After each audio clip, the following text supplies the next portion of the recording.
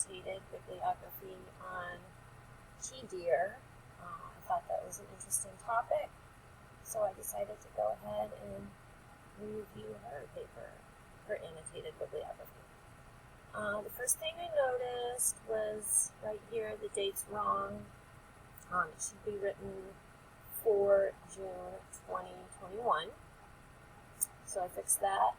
And the other thing I noticed is in the top right-hand corner, it should say her last name, Sindaka 1, in the corner for the first page. So it was that. Let's see here. So I went down and I started reading. Her first sentence I thought was really wordy. She used the word by 3 times. She said, this article explains how researchers evaluated the habitats of the fawn key deer by tracking their movements by camera traps and identifying the fawn by their unique white spotting in Big Pine Key, Florida. The thing I thought to do was just to replace by 2 of the bys by using other words. I used using for the first one, tracking their movements using camera traps. I felt like that worked well.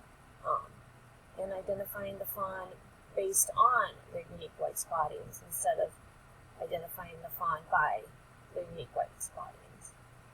The other thing I did is I just went ahead and took off the in Big Pine Key, Florida, and I ended the sentence before that. I think that that's important information, but I think it's too much information in that sentence. So I went ahead and I added it into the next sentence. In the next sentence, though, it said researchers also tracked adult female key deer in Big Pine Key. Or I added that in Big Pine Key. The also part confused me, so I took it out because I don't see anywhere else that there's any other animals that we're tracking. So it didn't make sense to have the also in there. Now the other thing I did a few things to this sentence, is I ended it there. Because, as you can see, she wrote, researchers tracked adult female key deer for their study. And then she wrote, but since, and I took the but since off. I didn't feel like that sounds like solid information. I thought there'd be a better way to put that. Or what I did is I just ended the sentence there and then took off the but since and just started the sentence again right here with adult key deer do not have prominent individual markings. And I said making it difficult to keep track of the specific adult female key deer. I changed her wording around a little bit just because I felt like her wording was a little hard to understand. And then, let me see here. Oh, the other thing is, the study is about adult female key deer. I feel like that's a really wordy thing to keep repeating over and over, especially because we know that's the only animal that we're studying. So, I mean, I took off the word female there just because I feel like it's getting a little bit redundant hearing that term all the time. Let me see here.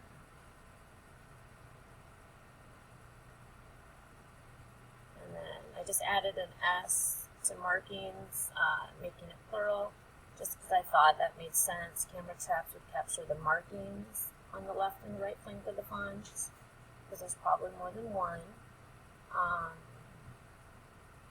And then this one I just suggested maybe you could tell us what wild ID is, because I don't really have any clue, just to make the sentence make a little bit more sense. Let me see here. This I thought was all good. In this sentence I really liked. It summed it up perfectly, clearly. It made a good point. This is what this is about. The reason for this research was to track the patterns of the fawn's preferred habitat, so in the future we can better assist with the plan for conserving the vegetation. I thought that was perfect. It just summed it up clearly. It made everything come together and make complete sense. Let's see here. Oh, I did go ahead and copy and paste this to Grammarly, and I didn't find any errors, so I know that she did a really good job with all of her grammar and spelling. No errors in Grammarly with that. I was impressed. Let me see here. I liked this sentence a lot too because this article is supported by 4 different research and wildlife programs. The author declared no conflict of interest. The article is a reliable source. I just thought that was nice and clear, good point. And then let me see here. And then I changed this sentence around. She said the author presents an idea that since key deer does not possess any natural predators, I felt a better way to put that would just a little more clear and precise thing would be the author suggests that since the key deer do not possess any natural predators. I thought it just made it flow better. What you said was a little bit wordy, and I just thought there'd be an easier way to put that. And then I added them here just because I wanted to know. It just made sense to add a word, say who was getting protected. Was it the deer? Was it, obviously it was the deer, but putting them just made sense there. And let me see here. Oh, and then you said harsh sun. I thought that was a great describing word for the sun here in the Keys. Perfect way to describe it. The sun is very harsh. If you don't live here, you might not realize how harsh it is. Let me see here. Oh, I really liked this part. And I was super impressed with it. The synthesis and application where you said it would be interesting if researchers studied the fawn key deer until their spots begin to change to evaluate if their preferred habitats change throughout their upbringing. I thought that was super great idea, and I was glad to see you bringing your own thoughts into it. I really liked that. I just thought maybe the synthesis and application was pretty small compared to the other parts, and maybe you could have added a little bit more. But overall, I thought the paper was great. So I pulled it up on the rubrics. And for writing style, I gave you a 7 out of 10, just because it wasn't totally, there were some parts that were kind of hard to read. I went ahead and changed the wording, but overall I was happy with it. The writing style, I gave you 5 out of 5. Like I said, when I went to Grammarly, or no, not for that part, I gave you a 5 out of 5. I thought you did great. For the writing styles, this is the one I checked on Grammarly, and it was perfect, so you got a 20 out of 20.